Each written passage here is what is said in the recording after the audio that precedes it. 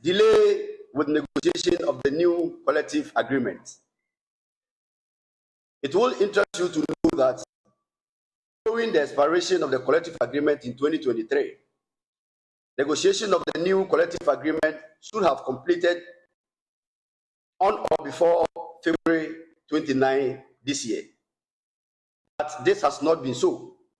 Thus, the new collective agreement stands unnegotiated, and we raise this concern in our letter to the Director General of GES dated 29 February 2024, and also inform the National Legal Commission accordingly.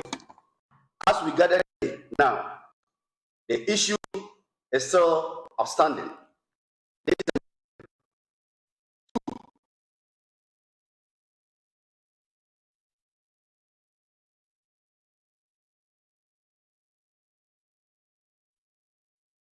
Service does not have a functional scheme of service for teachers. That's a much cogent and appropriate one, which takes care of all requirements in the teaching profession, needs to be developed for us. We have cried out over this to no avail.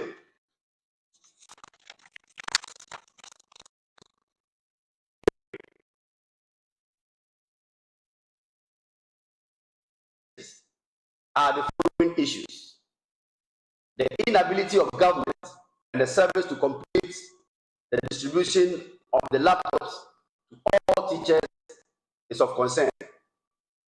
The rampant changes of the school calendar without recourse to negotiation with the teacher unions is affecting the smooth operation of the service. Also, the blockade of teacher salaries by the Office of the Special Prosecutor without recourse to the laid down procedures is a major worry.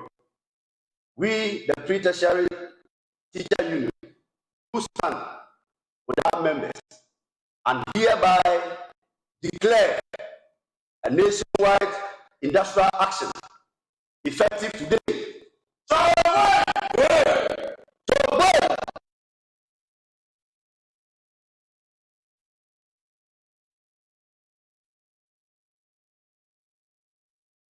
Wednesday, 20th March 2024, to press home our demand.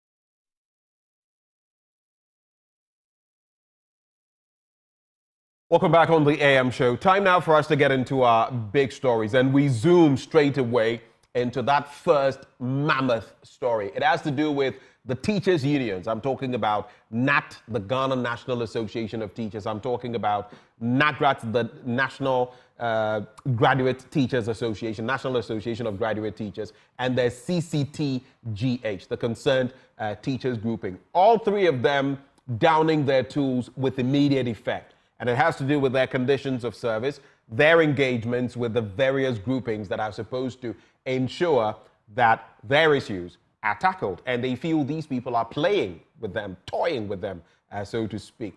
We get into that all-important conversation, first off with the ranking member on Parliament's Education Committee. I'm talking about Peter Nortsu-Kotoe. He joins us via phone. Good morning to you, sir. Thank you for joining us on the AM show. Yeah, good morning, and how are you doing? I'm okay under the circumstances. I've had my doomsaw issues, but we insist, we persist, and so we are here doing this work for God and country. How did we get here? Thank you very much. I also experienced mine late last night. But this morning, I think they have restored it. So life goes on. It does. Yeah, you were asking about how we got here. Hello? Yes, I am. I'm listening to you. Yeah. The news got to us yesterday about the declaration of a strike by the 3 teacher unions on a number of issues. They have the erratic school calendar, the laptop, the embargo on teacher salaries, some teacher salaries by OSP, and then there are conditions of service. Yeah, for some time now, over 2 years now, we have been talking about the new curriculum that was introduced in our basic schools, especially at the primary level. And the textbooks were not available. So I'm sure the teacher unions and the Minister of Education entered into agreement that they should load laptops with the materials for them so that they can be guided as to what to teach. And the teachers were made to pay 30% of the cost of the laptop. And we wanted to raise an issue as a minority, but the teacher unions told us that no, it was an agreement between them and the ministry. So we laid down our tools. Now, for 2 years more, the laptops have not gotten to every teacher. We are aware they have given some of them. This is because government has failed to pay each part of the bargain, the 70%. 2 days ago, it became necessary for Parliament to approve 98 million Ghana cedis as part of Get Fund formula to enable the government raise money to pay for the outstanding arrears of 98 million before the laptop can be given to the remaining teachers. Meanwhile, some of the teachers have gone even on retirement after paying the 30% cost of the laptop. So it's rather unfair. They have not treated them well. If you roll out a curriculum and textbooks don't follow, teaching learning materials don't follow, what are you going to achieve? So it is making life difficult for teachers, especially in the delivery of teaching in the classrooms. So I sympathize with them, and I feel very ashamed that we should be treating the teachers this way. As a teacher myself, I am not happy about it. If we have entered into agreement, and this is a working tool for me to deliver on my mandate, I have played my part, and you are not doing so. I don't think you deserve a sympathy. So government must do well to pay. How they will raise money to pay their outstanding arrears to whoever learns KA technologies to supply the laptop, they should do so. Then the school calendar. As a minority, we have spoken about this. That since the introduction of the double track system, the calendar has become distorted. We ask government when they will abolish the double track so that teachers can go back to the normal 3-term calendar as we were having. They give us a time frame of 5 years, and the 5 years is over. Still, a lot of schools are running the double track. So currently, in some of the schools, the second year and the third year students are in school. So the first years are holidays. Another time, the second years will come home, then the first years will go back and join the third year students. Then when the third year students leave, then the second year will go and join them. In fact, it is making the work difficult for teachers. As far as I know, I have been visiting some of the schools, I've been talking with them, and they are getting tired. You see, they have a life to live, and so they cannot plan anything ahead of time for themselves. So I agree with the teacher unions that government should look at the school calendar and make sure that within the shortest possible time, they revert to the old system so that the teachers can plan their teaching or work activities and personal life activities. On the part of the OSP, I don't know what information they got. I am told when I inquired from the minister that there were ghost teachers. Who employed the ghost teachers? But who validates them every month to be paid? So why are you now visiting this on poor teachers? Right. You see, because there is validation every month. If you're not validated, you don't get your salary. So why don't you get hold of those who have been validating the teachers to account for that? And then teachers who are generally working and employed are in the school. You are now you are laying embargo, or you have laid embargo on their salaries for some time now. It is not fair. The salary is not anything to write home about. So even that bigger salary, you have laid embargo on it. What do you expect the person to feed his family with? So I think the OSP is not doing good to the teachers. GES should have taken this matter up, and as quickly as possible, they know how to do it and get hold of a ghost teacher and whoever puts the ghost teachers on the payroll, because heads of schools no longer prepare vouchers. Everything is done at the IBPD. So that is where they should start the investigations from and leave the poor teachers alone. After the conditions of service, I think it is the feet dragging or foot dragging of a government that has led to this. So yesterday I met with the minister. I told him that he should make sure that before the week runs out, he meets the teacher unions and resolve the matter, because it is not going to help our students.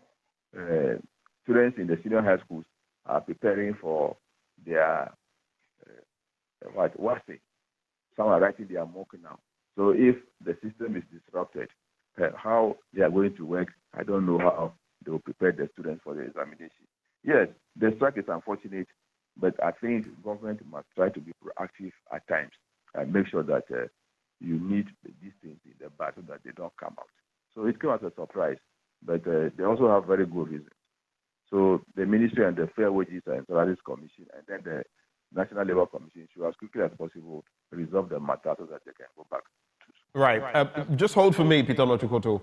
Let me bring in Austin Game. He is a labor expert. Austin, when you look at the latest barrage of issues that the teachers have brought to bear, from their conditions of service to the laptop situation, where some of them have never got those laptops, they contributed 30% towards to the school calendar, among others. We'll look at the Fair Wages and Salaries Commission statement later. But what are your initial thoughts on these developments? Thank you, Ben. To be honest with you, I think that let me provide my professional view on what's happening. You see, government should understand, or whoever manages the labor aspect of government should understand, that when it comes to labor relations and the issue of negotiation and resolving labor-related issues, government wears two hats. One as employer, and therefore acting as a human resource manager, and therefore meeting labor as contained in the labor law and best practices. Now, the labor law enjoins the employer and the union to jointly have rules that will govern their relationship when it comes to negotiation under Section 1012 of the Labor Act. I'm sure they have. And if they have, then there is no need, or there is no way either party can, flex muscles beyond what they have agreed to do. That's one. Two, delaying negotiation beyond 14 days is frowned upon by the Labor Act, Section 104 of the Labor Act. Within 14 days, when they give you the proposal, you have to get seated and negotiate. And negotiation should not go beyond maybe some 3 days, maximum 1 week, they should be able to finish. If there's a reason why they cannot finish and they want maybe an expert to sit between them and facilitate the negotiation, or they want to go to the National Labour Commission for them to determine the way forward. The two parties, all that are enshrined in the rules that will govern the negotiation procedures.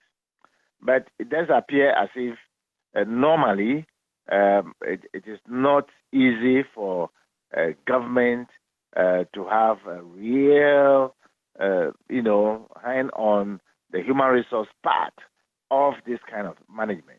And that's what has been creating the problem. And it's assumed as though because we are government, maybe we can instruct. In negotiation, we don't instruct. We don't force issues. It's about, that's why they call it negotiation. Particularly under this law, it's more of an interest-based approach. So the way they are going about it is what has invited the unions to get a little bit upset and are flexing their muscles, as it were. That's what it is. Let's begin to, and you say they are flexing their muscles. Some would ask whether it is relevant to flex their muscles, especially when the Fair Wages and Salaries Commission says every process that has to be enacted or brought to bear has been brought to bear in these negotiations. What's your quick thought on that before we take apart the issues raised one by one and then get to the Fair Wages and Salaries Commission and what it says? Are the teacher unions not jumping the gun?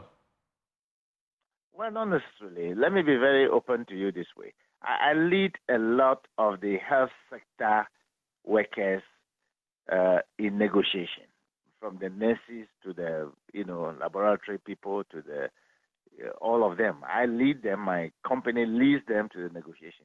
That is why there is some healthy kind of thing, because we go by the principles, and because of that, you don't hear of the cat calls, as the case may be. If we are not there, it should have been a different ball game. So it's about the quality of the leadership of the team. Are you suggesting the teacher unions are not negotiating properly? Not the teacher unions. It is incumbent. Normally, it is the employer. That's why I'm not calling it government. Government should know that they must put on two hats. As government, you deal with parliament, you deal with executive branch, you go to cabinet. But when it comes to labor relations, it's purely a management, employer, and the workers. And at the negotiation table, the employer chairs the meeting, and the union side will be co-chair, as the case may be, or vice chair. And therefore, both parties have a say in it. It may not be one side, to be accused in this case. So both parties are the people causing the problem. So they should sit down and negotiate two ways: one, non-financials, and then financial. If you finish with the non-financials, which I'm sure the Fair Wages is referring to, 16 items, and that they are finished with 10, leaving 6, that non-financials may be a lot more easier. Now, if it comes to financials, and this is at the heart of the negotiation, if Ministry of Finance believe that they have a say in what the numbers will look like, they must provide sufficient information, as according to Section 97 of the Labour Act, to convince the other party that this is the reason why they cannot do A, B, C, D. That negotiation would have been over by now. Right. But if they are not supplying the information, what do they expect? And they have been negotiating always based upon inflationary and other related matters. Since that is what they know and they are doing, let them concentrate there and face the music. But I don't think that is the proper way to go about it. Let me come to, hold for me, Austin. Let me come to Peter, Nortsu-Kotoe. So I want to walk both of you, gentlemen, starting with Peter, through the three major points that are raised by Nat Nagrat and the CCT-GH. The first point has to do with the delay with negotiation of the collective agreement per their statement, and they talk about the fact that following the expiration of the collective agreement in 2023, the negotiation of the new collective agreement should have been completed on or before February the 29th, 2024, but that had not happened. And they go on to mention that the new collective agreement stands unnegotiated, and they raised this concern in their letter to the Director General of the Ghana Education Service, again to the National Labour Commission. Then they talk about their scheme of service, where the point is made that they have drawn the attention of the Director General of the GES to the fact that the Ghana Education Service does not have a functional scheme of service for teachers, and which makes their work even more difficult. They say they have cried over that time without number and nothing has been done. And finally, there is the point made about the inability of government and the service, that is the Ghana Education Service, to complete the distribution of the laptops to all teachers. So taking them apart, we've already started talking about the laptop situation. Do you have any idea, since you sit on that committee, do you have any idea which chunk of these teachers have not got their laptops yet? Mr. Nortsu-Kotoe, are you with me? I don't have the real figures, but my information is that quite a large number, about 45%, received the laptops. So about 45% have not received it, or about 45% have received it. That is my information. 45% have received it. 5%, yeah, especially those in the primary schools. And then the junior secondary school or the junior high school, many of them have received, as well as the senior high school. But in the primary school and the KG, that's where we have the higher concentration of teachers. They are yet to receive them. So the issue, as I said earlier, is about money. Government entered into an agreement without making the necessary budgetary allocation for it. Now, you realize that the amount of money that should have been used to construct school blocks, that should have been used to provide furniture and other things at the basic level, is what we are going to use now to pay for the laptops, 98 million Ghana cedis. That was what Parliament approved as part of the Get Fund formula 2 days ago. And you say this should have been used for what? Purchasing should have been used to desks and stuff? Infrastructure. The money was for basic education. Should have been used to provide furniture or school blocks or other teaching materials for use by pupils. But this money is now going to be used by government to pay for the laptops before they can be distributed to the teachers. So that is the challenge. But for Get Fund, I don't think government will even get any money to pay.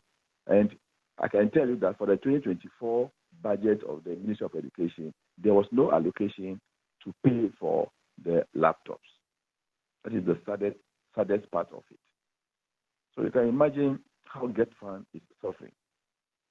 Money meant for other facilities will have to be diverted, or don't know what to them to use to provide the laptops for the teachers, which is not fair.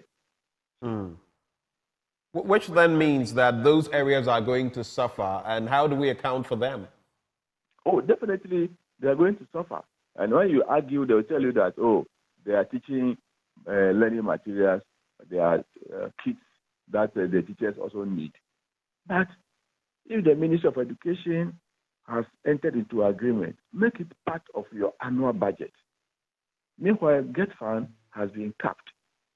And instead of 7.93 billion that Get Fund should have received this year, the Ministry of Finance has allocated only 3.2 billion to them.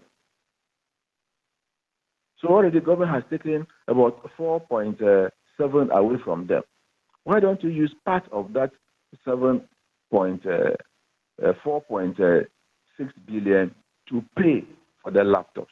But they have pushed the payment for the laptops to Get Fund again.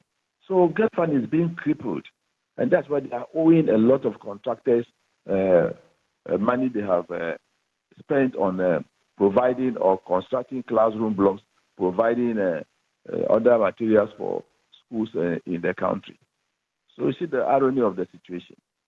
If you knew you were not going to have the resources to provide the laptops, why did you promise the teachers? And that is where we find ourselves now. Hold for me, Peter. I'll come to you on the other points as well. So, Mr. Game, Austin, here we are. Peter talks about the fact that there was a promise made without necessary budgetary planning or allocation or thinking, if you like. And now we've had to divert money from the GET Fund. The GET Fund in itself, what is supposed to be allocated to the GET Fund, we do not give. We take away from it. And in this instance, quite a chunk of money, maybe about 50, 60%, has been taken off by the finance ministry. That has been happening for a number of years. So they don't get what is allocated them. And in addition, now they have to divert some of those funds that should have been used for infrastructure into the laptop saga because no provisions were made on that promise to fulfill the entire commitment. And he says the GET Fund is being crippled. What is your take on that point? And how could it have been handled better, Mr. Game? Well, to start with, the workers and the leadership, that's the unions, have been fairly charitable to the employer. I am completely not in favor of mentioning the operative word government. That is the reason why I'm using the word employer when it comes to relationship.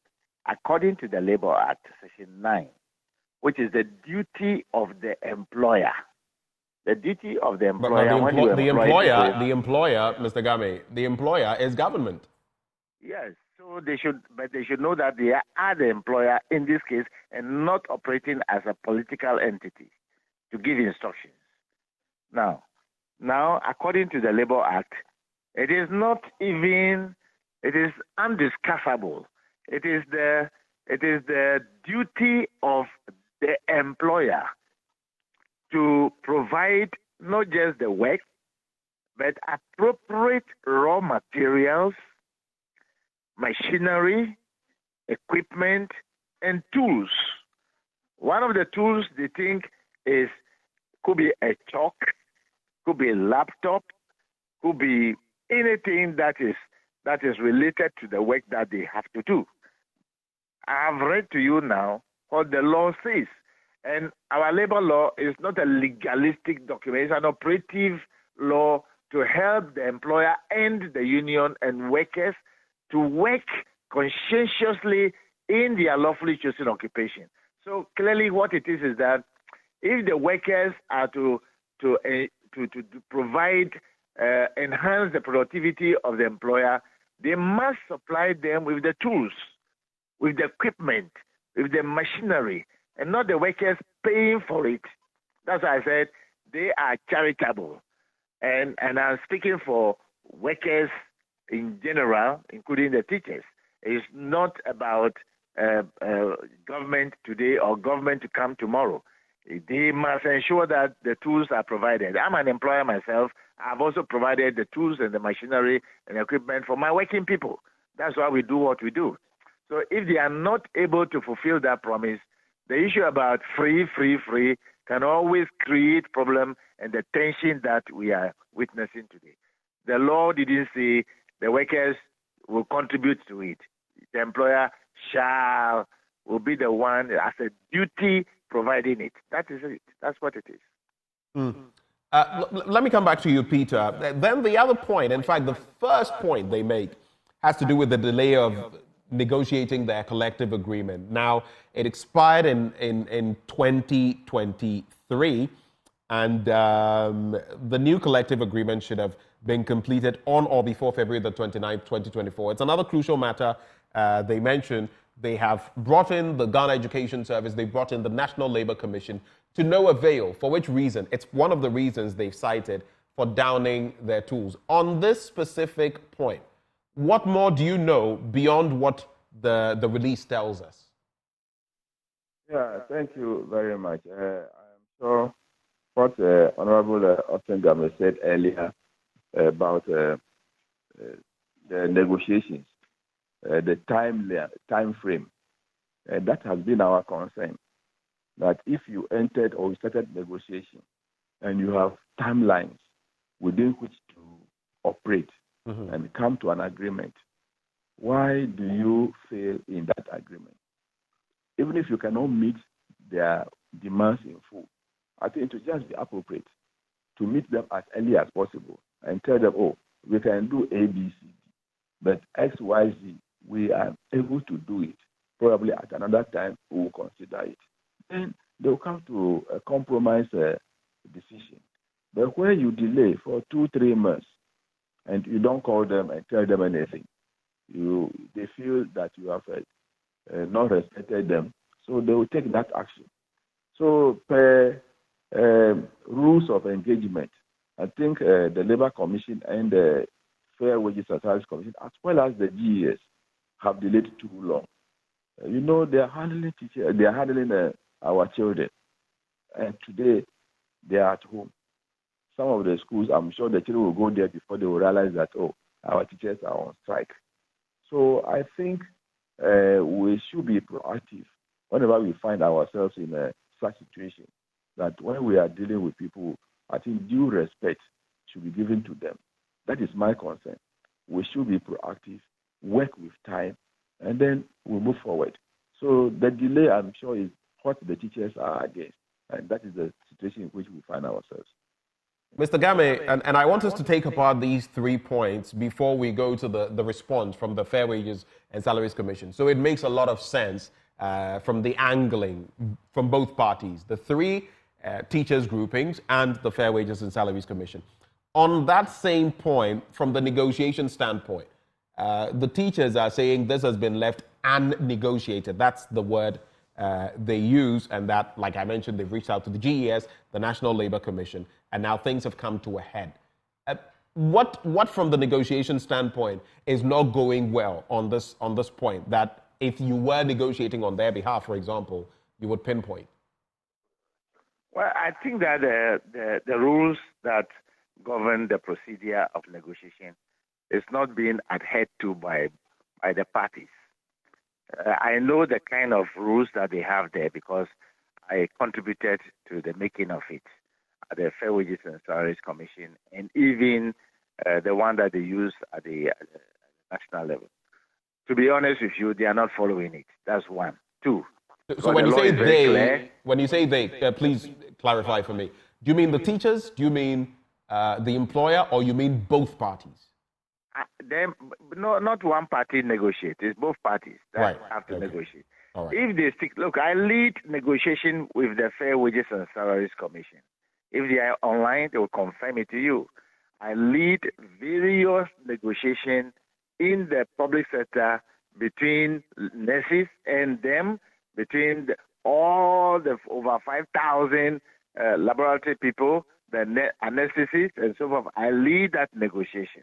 And we don't have the hula baloo as it is because we will not sit there as professionals and they will abuse the process. It cannot happen, not in my presence. And therefore, it is not appropriate for the GES and the Fair Wages to have these meetings and suffer the kind of situation they find themselves in now. It means something is not being done well. They should learn the art and science of proper negotiation and not allow these things to create unnecessary tension in the country. I'm not looking for any of the 2 parties to blame. All I'm saying is that they should stick to the processes as outlined under Section 1012 and Section 1034, so we don't suffer these things again. The law is very clear. I don't know why you say the law is very clear. Are you suggesting then that the teachers' unions are inadvertently allowing themselves to be bullied? I am not too sure whether the word bully will be the case, but it's about the employer also ensuring.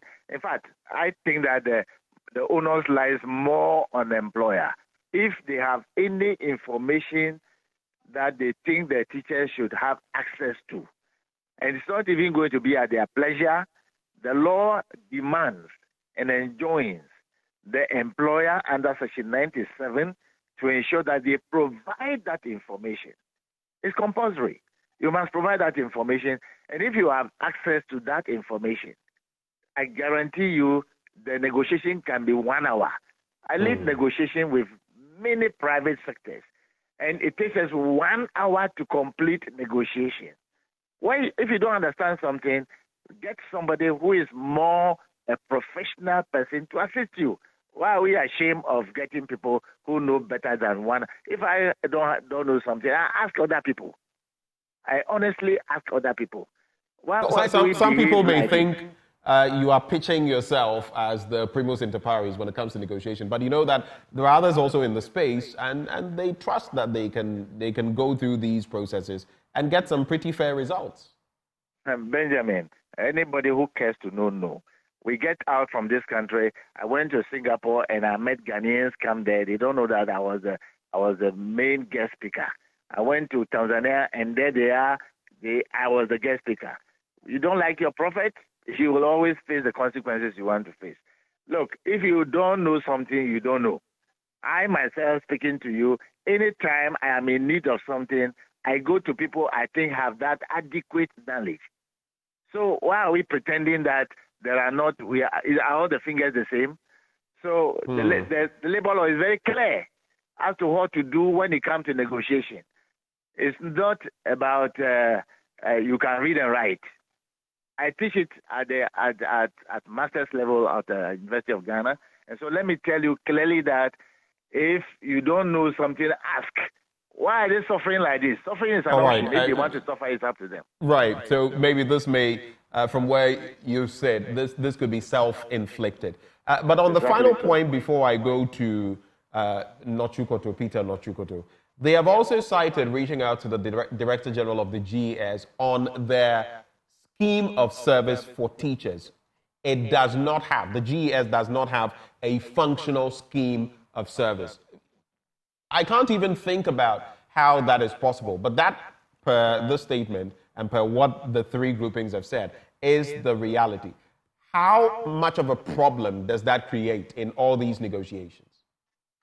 Employers are not supposed to design a scheme of service which generally leads to training and development of skills, and which leads to promotion, guidance generally as to how the relationship relative to training and development of skills should be. It's not a one-sided affair.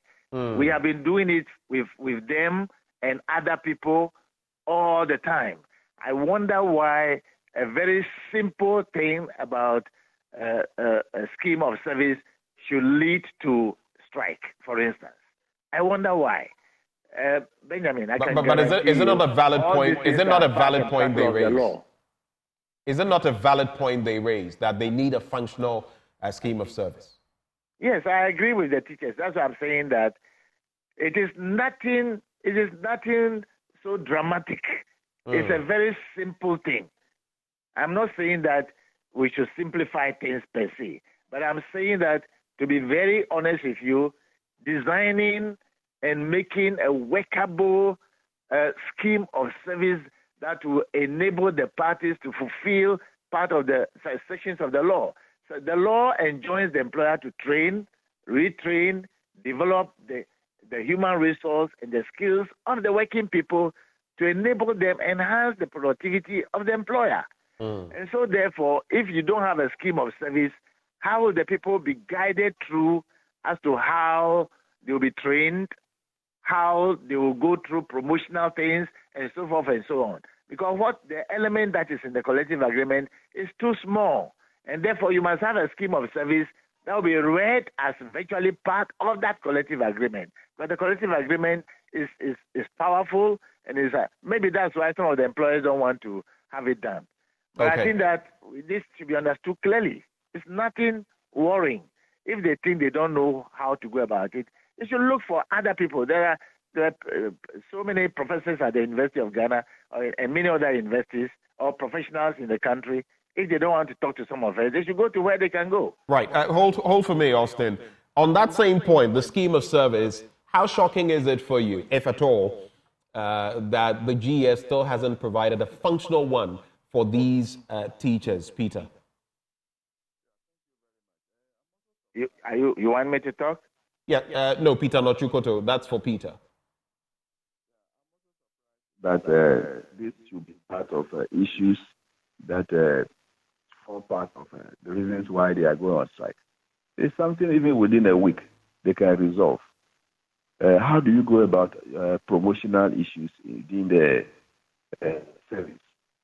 How do you provide materials that they need? Those are things that they can quickly resolve. And I even foresee something which is serious for the GS to handle. Currently, we are producing graduates into the system, graduate teachers from colleges of education. And they are going to start them as a principal superintendent. Meanwhile, there are some teachers who have been in the service for more than 10 years now who have not even attained that grade. But somebody just out of college of education is going to be made a principal superintendent. That's a looming danger, even in the service, which when we are talking, they are not listening to us. So for me, the Director General should quickly convene a meeting with the teacher unions and then probably some labor experts and quickly draw these conditions or scheme of service. It is not anything that should take so much time that it should be a reason for strike action.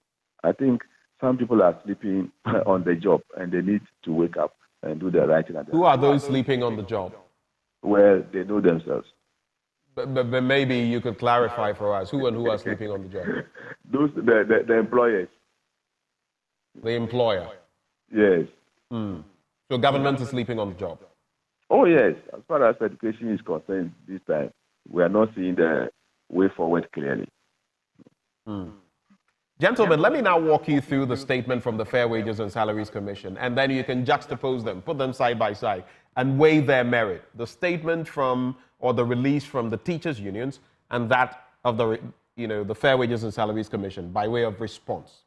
Now it says, and the title says it all, government continues to show good faith towards pre-tertiary teacher unions, that is NAT, NAGRAT, and the CCT in the public sector. And it reads, the Fair Wages and Salaries Commission has cited a news item by some media outlets where 3 teacher unions, it goes on to talk about them, have declared an indefinite nationwide strike. The teacher unions are concerned about the delay in negotiations of their conditions of service. And then they go on to say that the Fair Wages and Salaries Commission wishes to categorically state that there has not been any delay in the negotiations. We, however, wish to respond to the concerns raised by the teachers' unions as follows. 1, at the meeting held on January 20th, 2024, the government team was able to reach an agreement with the teacher unions on 10 out of the 16 items submitted for negotiation. 2, the Fair Wages and Salaries Commission indicated that there was the need to secure further mandates from the Ministry of Finance on the outstanding items in order to conclude negotiations with the unions. 3, subsequently, the Commission extended an invitation to the teacher unions on Tuesday, 19th March 2024, for a meeting on Thursday, which is today, the 21st of March 2024, at 10 a.m. to continue and possibly conclude the negotiations. And they attached that letter. Then they say the Commission went further to contact some leaders of the teacher unions as part of preparations towards the meeting on Thursday, the 21st, which is today. There was no indication whatsoever of their intention not to be available for further engagement. Point 5, and I'll just do the last 2 points. Therefore, without serving the required notice to embark on a strike, contrary to the relevant provisions of the Labour Act 2003, Act 651, and the rules of engagement signed with the teacher unions, they have indeed embarked on an indefinite strike, which action we deem as a show of bad faith, though it refrains from calling it an illegality. And then finally, the Commission wishes to therefore appeal to the leadership of the teacher unions and their members to call off the strike immediately and come back to the negotiating table to continue with the engagement in good faith. So they tell them they are operating in bad faith and that they should come back and negotiate in good faith. What's your response, Peter, before I go to the technicalities with Austin Game? Peter, what is your immediate response to this? Yeah, for me, I think it is the time lapse that is creating the challenge. The Fair Wages Commission, I think, is an arm of, it's an establishment of the state. So in any case, they will have to defend the state in matters of this nature. And that's exactly what they have done. But the teachers have also set their side of the story. But my position is that once you have wasted so much time, you don't expect the other party to be continually waiting for you. They will have at a point to show some resistance to whatever delay you are causing. So for me, it is because they have delayed. And so the excuses they are given may not convince the teachers or the teacher unions very much. And that is what I think they should first of all admit the delay, that they have caused the delay, so they are sorry for it. So go back to work and let us negotiate. I think we should approach it in that way rather than trying to prove your case right. Once you try to prove your case right in every situation, the employee or the unions may also not take it kindly because they are leading a group of people and they will not be in a position to fail their people. So for me, where they have said it, they are giving reasons, but it is not convincing enough. In other words, they have waited for too long. In other words, are you saying that the Commission's release, the Commission's response does not serve the purpose of trying to bring the teachers' unions back? In fact, it only agitates them further. Yes, if they take that position, then it will be very difficult to convince the teachers to go back to the classroom and for the negotiation to continue. So I think they should take a softer stand in this matter. Look at what is going to happen to the children who are at home waiting for their teachers to come back to school. We have to look at that angle. So for the sake of the children, the Fair Wages and Salaries Commission, as well as the Labor Commission, should as quickly do and stop the blame game and then get to negotiations and end it within a very short time.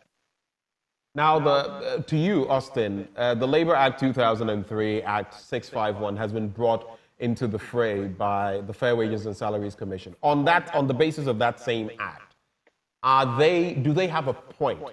Especially where they also talk about the fact that the teachers' unions have acted in bad faith. Now, mind you, there was a meeting scheduled for today, but the teacher unions also prognosticated, they forecast that it would be the same situation normal. And so they decided to embark on a strike or an industrial action yesterday. Who has the foreground here or the upper hand? It seems that the teacher unions have also waited for too long, or that is their decision. Well, we have expected you to do A, B, C, D. They have taken the decision already. And probably the letter must have gotten to them even after they have declared the strike or after they got it, whichever, I don't know. But once the strike has been declared, it is now for the employer to make sure that as quickly as possible, meet them and then plead with them, negotiate with them so that they can go back to work. That is all I think for the time being they should do and not blame each other for what is taking place. I think proper engagement will solve this problem. What then would you say is the way forward? Now there is this standoff, right? What then is technically the way forward? If you had been called into the fray in a situation like this, how would you handle it, Austin? You see, many a time when teacher unions, either at the pre-tertiary level or the tertiary level, go on a strike as this, we try to come in. Then they will tell us, the last time you spoke to us, we went back. Government failed to do A, B, C, D as decided. So we are finding it very difficult now to call on striking unions to lay down, to go back to work. It's becoming difficult for us because government or the employer has, rather is saying the employer is trying to make things difficult for the community. You see, one with the University Teachers Association of Ghana, we sat down, we took the decision, do this, the government agreed before we realized the government related on its responsibilities or obligations.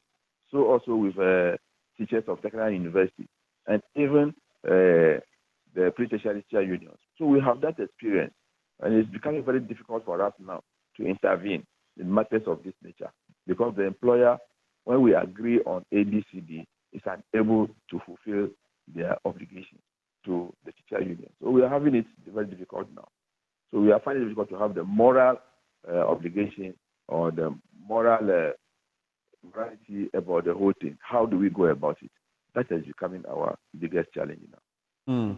And for you, Peter, what would you say would be the proper way of navigating this very tricky situation? These teachers down their tools and the entirety of that sector suffers. What's the way forward? Well, for me, the way forward is once they are meeting tomorrow, I think they should, as quickly as possible, engage very well and then conclude their negotiations or whatever agreement they can reach before the close of the week, so that Monday they can go back to school. All right. Right before I led, and for Austin Game, I mean, we're done with the conversation, but I had to sneak in this bit. It's a tangential issue. Today we have the national dialogue on empty plates, the free SHS promise. I want to believe you have got some snippets of that, Peter Nortsu-Kotoe. What is your reaction? I mean, based on what you've seen and this national dialogue we're going to have, how do we alleviate that situation?